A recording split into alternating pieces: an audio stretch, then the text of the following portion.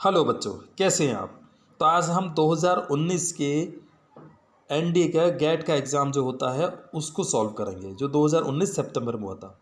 तो इसको हम 2-3 पार्टों में सॉल्व करेंगे। पहले पार्ट में हम सिनोनिम्स लेंगे और सिनोनिम्स के बाद में हम फिर देखते हैं दूसरा पार्ट कौन सा है, शायद एंटोनिम्स होगा। तो सिनोनिम्स को देखेंगे। मैं केवल वही वर्ड पढ़ूंगा, उसका पूरे सेंटेंस को नहीं पढ़ूंगा ताकि आपको पता चले। देखिए यहाँ पे एक पहला ऑप्शन दिया गया है एंक्सियस। एंक्सियस का मतलब होता है चिंतित, वरिड। तो यहाँ पे आपका पहला ही ऑप्शन है, तो इसका जो आंसर ये हो जाएगा। इसके अलावा जो दूसरा ऑप्शन है वो भी मैं आपको हिंदी में बता देता हूँ। जैसे कि स्लगिश। स्लगिश का मतलब होता है कोई चीज़ सुस्त है, आलसी है, लेथार्जिक है। और इसके अलावा टॉर्पिड का वही मतलब होता है। ठीक है बच्चों। उसके बाद दूसरा है एक्सटेटिक। एक्सटेटिक से मतलब होता है आनंद से परिपूर्ण, बहुत ज़्यादा आनंद। इसका दूसरे वर्ड जो होते हैं एलाइटिक होता है, एलाइटिक होता है, एलेटेड होता है और रेप्चुरस भी होता है। तो इसका जो, हाँ, रेप्चुरस तो ऑलरेडी दिया हुआ है, तो इसका ऑप्शन जो सी ऑप्शन होगा। इसके अलावा तो इसमें थर्ड वाले में आते हैं, तो इसमें दिया गया है रवि लव्स सेक्लूजन। तो देखिए यहाँ पे जो सेक्लूजन, सेक्लूजन का मतलब होता है जो अकेला हो, सॉलिटेर हो, सॉलिटेर ऑलरेडी दिया, सॉलिटेरिनेस, सॉलिट्यूड, अकेलापन, अलोन, लॉन नहीं भी कह सकते हैं आप इसको। ठीक है, तो इससे रिलेट कर सकते हैं। बाकी दूसरे वर्ड जो इसे मैच नहीं कर रहे। एक और वर्ड बता देता हूँ मैं आपको, सी फारिंग। सी फारिंग का मतलब होता है मल्लाह, समुद्र के एरिया में, क्षेत्रों में, कोस्टल एरिया में काम करने वालों को कहते हैं। ठीक है, आई होप आपको समझ में आ रहा होगा। तो यहाँ पे ऑप्शन ये हो गया इसका। ठीक है बच्चों। और दूसरे वाले का जो पहले वाले का इससे पहले जो इसका ऑप्शन बनेगा आपका रेप्चुरस। ठीक है। अब हिटलर वाज ए डेस्पोट। अब देखिए हिटलर का नाम आते ही सबसे पहले पता चलता है कि भाई हिटलर एक तानाशाह था। हिटलर का केवल इतिहास के पन्नों में यही नाम है। तो डेस्पोट, और इसका क्या होगा, डिक्टेटर, क्योंकि हम सिनोनिम की बात कर रहे हैं। इसके अलावा कंजर्वेटिव का मतलब होता है रूढ़िवादी। और मॉन्स्टर्स का मतलब होता है जो राक्षस प्रवृत्ति जैसा हो। Imagery use in the poem is vivid. अब देखिए विविड का मतलब क्या होता है। विविड का मतलब होता है फुल ऑफ स्प्राइट, सजीव, स्पष्ट, क्लियर। ठीक है, तो इसका मतलब होता है जो पूरा जीवंत है, सजीव है, स्पष्ट है, उसको विविड कहते हैं। अब काम, इसका जो आंसर बनेगा वो ए बनेगा, लेवली। इसके अलावा जो दूसरे शब्दों को देखें, इनर्ट। इनर्ट का मतलब होता है जड़ या स्थिर। एबिल्यूंट। एबिल्यूंट का मतलब होता है जोशीला, ऊर्जा से भरपूर, courageous.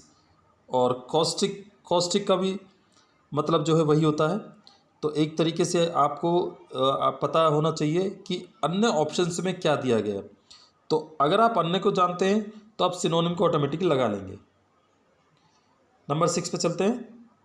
A human being is always vulnerable to other human beings. 6। अब देखिए वल्नरेबल, वल्नरेबल का मतलब होता है, ये बहुत आता है वर्ड। मैं आपको बताऊं बच्चों, एनडीए के जो ये जो आप कर रहे हैं, सॉल्व कर रहे हैं, ना केवल इसी में बल्कि हर तरह के एग्जाम है, जब बैंक में, पीओ में, एसएससी में, सीजीएल में, TGT, PGT, non teaching, librarian, इसके अलावा रेलवे और एआरओ, सब तरह के जो आपके कंपटीशन एग्जाम होते हैं, कहीं ना कहीं ये घूम फिर के आ जाते हैं। तो ये ना वीडियो, ये जो वीडियो है आपके लिए ही नहीं बल्कि और भी कोई देखना चाहिए तो उनको भी बहुत इससे सपोर्ट मिलेगी। अब देखिए यहाँ पे 6 नंबर पर दिया गया है वल्नरेबल। वल्नरेबल का मतलब होता है that can be that is not safe, secure, यानी असुरक्षित है जो चीज़। ठीक है, तो यहाँ पे जो आंसर होगा वो 6 का होगा, डिफेंसलेस, मतलब जिसकी रक्षा नहीं की जा सके जी, यानी जिसको इजीली आप जो है उसको टच कर सको, उसको नुकसान पहुंचा को, वल्नरेबल। ठीक है। अब देखिए दूसरे वर्ड को देख लें, रेजिलिएंट। रेजिलिएंट का मतलब होता है कोई चीज़ फ्लेक्सिबल है, लचीला है कोई चीज़। ठीक है, तो उसका मतलब होता है रेजिलिएंट। और इलास्टिक, इलास्टिक का भी मतलब वही होता है, फ्लेक्सिबल, रेजिलिएंट। और इसके अलावा क्रूड का, आप क्रूड का तो अलग ही मतलब है। तो आप तो देखेंगे इससे जो जो आंसर बनना उसी पर सेलेक्ट कीजिए। रेजिलेंट। इलास्टिक का भी नहीं, आपको बता दिया, डिफेंसलेस भी बता दिया और क्रूड भी बता दिया। तो आंसर जो होगा 6 का सी होगा। ठीक है बच्चों। His language is political and विट्रोलिक। विट्रोलिक का मतलब होता है कोई मतलब कटु वचन वाला, कान को अच्छा न लगने वाला, सुनने में जो बुरा हो, उसको बोलते हैं विट्रोलिक। ठीक है। अब देखिए यहाँ पे जो दूसरे ऑप्शन है वो देख लीजिए एक बार। इसको आप एब्यूजिव भी कह सकते हो, आंसर तो वैसे एब्यूजिव बनेगा। विवासियस। विवासियस का मतलब यहाँ पे होता है जैसे कोई चीज़ गर्मा गर्म, जोशीला। ठीक है, और जिंदा दिल, फुर्तीला, विवासियस का मतलब होता है, और स्प्राइटली का वही मतलब होता है। इमेजिनेटिव का मतलब होता है जैसे कोई कल्पनाशील, तो स्प्राइटली का और विवासियस का तो एक ही मतलब है। और एब्यूजिव का मतलब होता है गाली देने वाला, विट्रोलिक, कटु, सुनने में बुरा। एक और बताना चाहूँगा, जो यही वर्ड जो विट्रोलिक है और एब्यूजिव है, इससे पहले का सिनोनिम है। इससे पहले मैंने जो आपको एनडीए के जो क्वेश्चन पेपर सॉल्व किए हैं 2020 का, उसमें स्लेंडरस भी वर्ड आया था, और स्लेंडरस का जो मीनिंग दिया था, जो सिनोनिम ढूंढना था, वो विट्रोलिक था। तो स्लेंडरस भी याद रखना, SLANDEROUS। ठीक है बच्चों। अब देखिए क्वेश्चन नंबर 8 पे चलते हैं। The managing director of the company declared that he is broke and there is a need to seek support from the government. अब ब्रोक का मतलब क्या होता है? अब ब्रोक देखिए, ये जो वर्ड होता है ब्रोक नया वर्ड है वैसे, इसके बदले में जो दूसरे वर्ड आते हैं जो एग्जाम में पूछे जाते हैं, मैं वो वर्ड बता देता हूँ आपको। ब्रोक का मतलब होता है बैंकरप्ट, इंसॉल्वेंट, बैंकरप्ट, पेनीलेस। ठीक है, जिसके पास पैसे की कमी हो, कंगाल, दिवालिया, और जिसने अपने आप को दिवालिया घोषित कर दिया हो, तो बैंकरप्ट, इंसॉल्वेंट, पेनीलेंस। ठीक है, तो इसी का जो सिनोनिम बनेगा ब्रोक बनेगा। इसके अलावा rich, making profit, having liabilities, ये इसका आंसर नहीं है। ठीक है, तो 8 का जो ऑप्शन है जो सही सिनोनिम है वो ब्रोक, बैंकरप्ट। अब बी से ब्रोक, बी से बैंकरप्ट आप याद कर सकते हो। ठीक है, बी के बैंकरप्ट, इंसॉल्वेंट भी वही होता है, एक वर्ड आता है इंसॉल्वेंसी, उसका आता है बैंकरप्सी आ जाता है फिर। ठीक है, question number 9, he loves doing nasty things. अब देखिए नास्टी का मतलब होता है, पहले से इसी वर्ड को आप ऐसे रिलेट कर सकते हो, नास्टी यानी नाश, यानी बहुत खराब, गंदा, बेकार। तो देखिए इसमें क्या है, फास्टिडस का मतलब तो that is very difficult to please. Finicky, finicky का भी मतलब वही होता है, तुनक मिजाज, किसी को बहुत मुश्किल से ही प्लीज़ करना हो, यानी कोई ऐसा कॉम्प्लेक्स कैरेक्टर हो, a person whom we can not please easily, that is called fastidious, और we can say finicky, hard to please someone. तो ऑप्शन देखेंगे इसमें तो नास्टी में फाउल बनेगा, option C is the right option.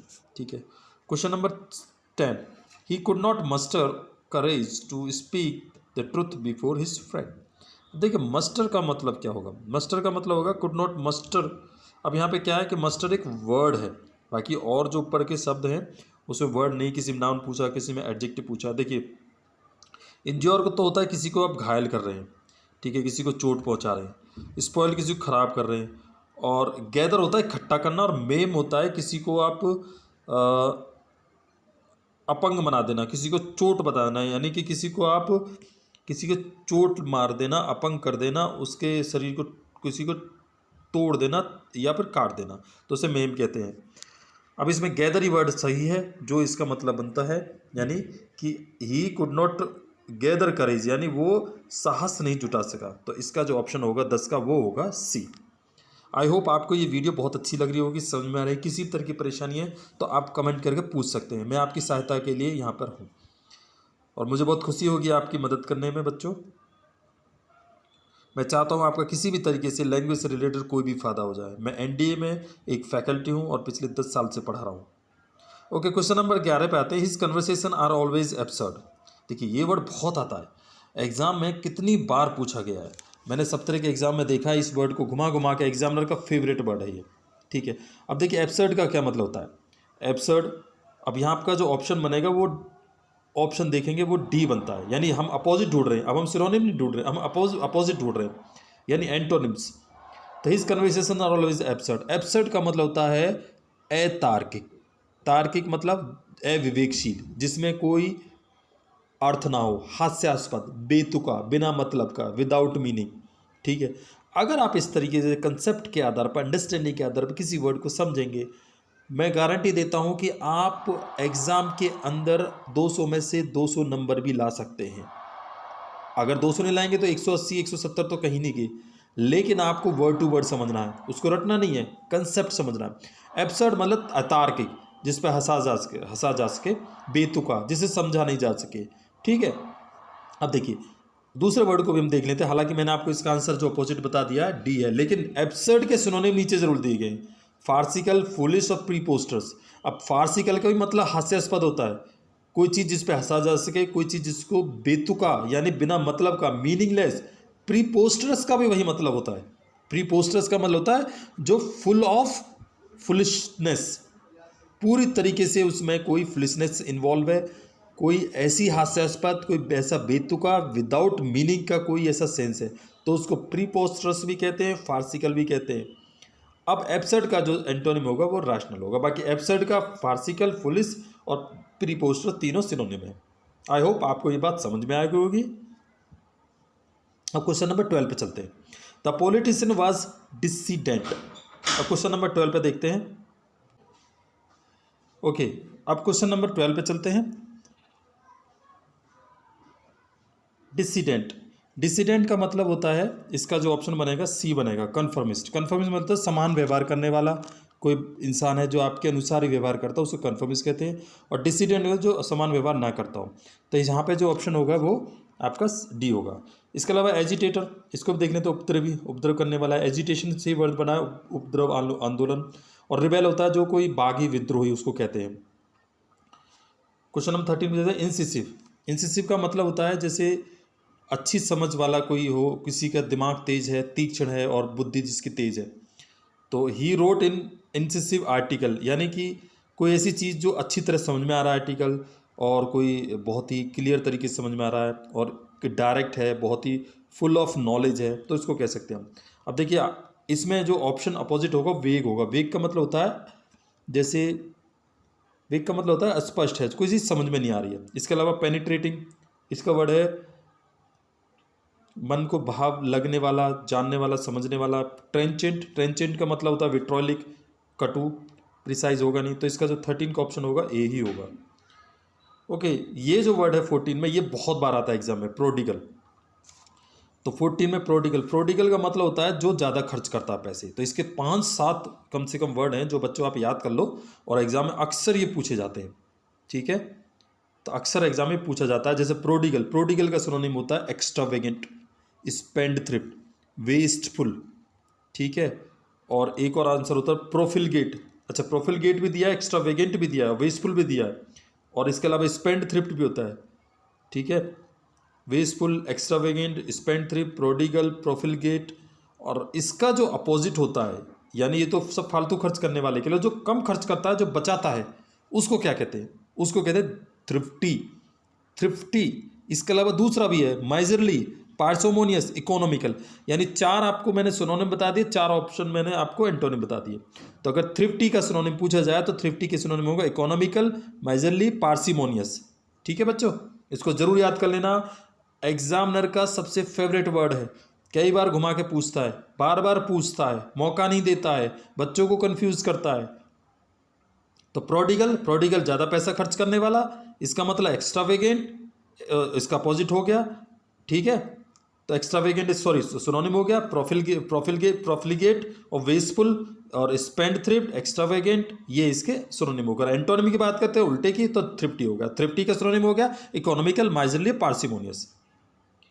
15 में आएंगे, friendship is always reciprocal. Basically reciprocal का मतलब होता है जो पारस्परिक, आपसी, एक दूसरे से संबंधित, तो इसका होगा म्यूचुअल।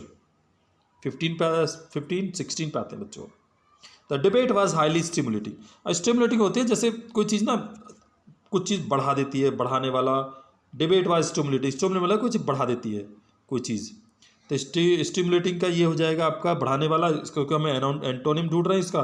तो अराउजिंग तो सिनोनिम हो गया, और इसमें जो स्टिमुलेटिंग का होगा सी, यानी बोरिंग। तो ये ऑप्शन होगा बोरिंग। ठीक है, क्योंकि ये स्टिमुलेटिंग होता है, अराउजिंग और स्टीरिंग ये दोनों सिनोनिम है। ठीक है, और इसके अलावा इनविगोरेटिंग का मतलब होता है किसी चीज़ को बल प्रदान करना, यानी किसी चीज़ में आप फोर्स लगाना, उसको इनविगोरेटिंग कहते हैं। तो अराउजिंग, इनविगोरेटिंग और स्टीरिंग एक ही मतलब है, और इसका जो एंटोनिम होगा वो बोरिंग होगा। 17 पे चलते हैं। 17 पे malaria is a wide spread disease. The wide spread तो सबको पता है, जो फैला हुआ हो चारों तरफ। तो अब जब फैला हुआ है, और इसका मतलब क्या है कि जो नहीं फैला है, यानी 17 का बनेगा जो वाइड स्प्रेड वो चारों तरफ फैला हुआ। देखो वाइड स्प्रेड का आपको एक वही बता देता हूँ, दूसरे जो सिनोनिम है वो होता है आपका ओमनी प्रेजेंट, यूनिवर्सल। कई बार वाइड स्प्रेड के सिनोनिम पूछे तो आप वाइड स्प्रेड के सिनोनिम बना सकते हैं यूनिवर्सल, ओमनी प्रेजेंट, सब जगह रहने वाला। ठीक है बच्चों, इसके अलावा रेयर, रेयर इसका जो एंटोनिम होगा, यानी दुर्लभ, न मिलने वाला। और इसका और भी जो वर्ड है जैसे परवेसिव, परवेसिव का मतलब होता है जैसे व्यापक, तो व्यापक भी वही होता है, wide spread, pervasive, omnipresent, universal, इसके सिनोनिम है। ठीक है, तो ओमनीप्रेजेंट, यूनिवर्सल, परवेसिव और वाइड स्प्रेड सिनोनिम में हम यहाँ पे एंटोनिम ढूंढ रहे हैं, इसीलिए वाइड स्प्रेड का जो एंटोनिम होगा वो रेयर होगा। 18 पे चलते हैं। वेहीमेंट, वेहीमेंट कहते हैं जो मतलब बहुत प्रचंड, तेजी से, बहुत स्ट्रांगली, तो उसको कहते हैं। यहाँ पे अपोजिट होगा, देखिए अब यहाँ पे देखिए विगोरस का भी वही मतलब है, फर्वेंट का मतलब वही है जोशीला, एबिलुएंट, और ठीक है इसका वही मतलब है, एनिमेटेड का वही मतलब है रोचक, जोशीला, और इसका जो आंसर बनेगा वो 18 का बी बनेगा, एपेथेटिक। ठीक है, he has been obstinate since childhood, since his childhood. देखो ऑब्स्टिनेट का मतलब होता है जो बहुत हठी हो, हठ धर्मी हो, यानी हर जिद्दी हो, अड़ियल हो, उसको कहते हैं। वैसे ये भी वर्ड बहुत इंपॉर्टेंट है, प्रोडिगल की तरह। ऑब्स्टिनेट का दूसरे ऑप्शन भी है जो अक्सर एग्जाम में इसके सिनोनिम पूछे जाते हैं। मैं आपको बता देता हूँ वो कौन कौन से हैं। एक तो स्टोबन है, एक रिजिड है, एक डॉग्ड है, एक कैल्सिट्रेंट है। ओके, डॉग्ड भी दिया गया यहाँ पर, रिजिड भी दिया गया, स्टबन भी दिया है। तो ये चारों इसके सिनोनिम में, अगर इसके आप एंटोनिम ढूंढेंगे तो इसका आमनेबल होगा। आमनेबल मतलब होता है जो अपनी बात खुशी से स्वीकार कर लेता हो, दूसरों से प्रभावित होकर अपनी बात मान लेता हो, यानी जो नहीं मानता हो, अपनी बात पर टिका रहने वाला, उसको ऑब्स्टिनेट, यानी जिद्दी, अड़ियल। क्वेश्चन नंबर 20 पे चलते हैं। अब यहाँ पे तो आपका 19 का सी हो गया। प्रोमिनेंट, प्रोमिनेंट का मतलब होता है वो कोई महत्वपूर्ण, कोई चीज़ प्रसिद्ध है, तो इसका क्या होगा, जो चीज़ प्रसिद्ध ना हो यानी अज्ञात हो तो अननोन हो जाएगा। इमिनेंट, डिस्टिंग्विशेबल और रिनाउंड, इनके एक ही मतलब, ये इसके सिनोनिम हो गए, और अननोन इसका एंटोनिम हो गया। आई होप आपको ये वीडियो पसंद आई होगी बच्चों। मैं पूरी कोशिश करूंगा कि आपको कोई भी एरर ना हो। अगर किसी तरह की कोई प्रॉब्लम है तो आप मुझे कमेंट सेक्शन में पूछ सकते हैं। आपका धन्यवाद वीडियो देखने के लिए।